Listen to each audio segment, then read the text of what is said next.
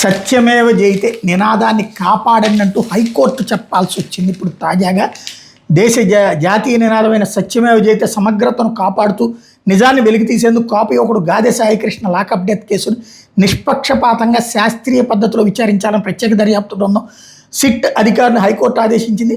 Saikrishna lockup death కేసులో ప్రధాన నిందితుడు నాగరాజుకి రాజమహేంద్రవరం సెంట్రల్ జైల్లో విచారించాలంటూ విజయవాడ 2వ అదనపు judicial first class magistrate court విధించిన షరతులను హైకోర్టు పాక్షికంగా సవరించింది. సాక్ష్యాధారాల సేకరణ, సీన్ రీకన్స్ట్రక్షన్ నిమిత్తం నాగరాజును రాజమహేంద్రవరం జైలు నుంచి కృష్ణలంక పోలీసులు సహా నేరగట్టలు జరిగిన చోట్లకు తీసుకెళ్లేందుకు ప్రత్యేక దర్యాప్తు బృందానికి హైకోర్టు అనుమతి ఇచ్చింది. నిందితుడు నాగరాజు విజయవాడ కృష్ణలంక మాజీ ఇన్స్పెక్టర్. అతని మీద హత్యా సాక్ష్యాల నాశనం కింద తీవ్రమైన ఆరోపణలు ఉన్నాయి. సాయికృష్ణ మృతదేహం ఇంకా లభ్యం కాలేదు. అక్రమ కస్టడీలో హత్య జరిగినట్టు భావిస్తున్న కాలానికి సంబంధించి సీసీటీవీ ఫుటేజ్, హార్డ్ డిస్క్ని ఉద్దేశపూర్వకంగా మాయం చేశారని తీవ్రమైన ఆరోపణలు నాగరాజు మీద ఉన్నాయి. ఇటువంటి తరుణంలో కేవలం రాజమండ్రి జైల్లోనే నాగరాజును విచారించాలనడం దర్యాప్తు సంస్థల చట్టబద్ధమైన అధికారాలకు అడ్డుకట్ట వేయడమే అవుతుంది.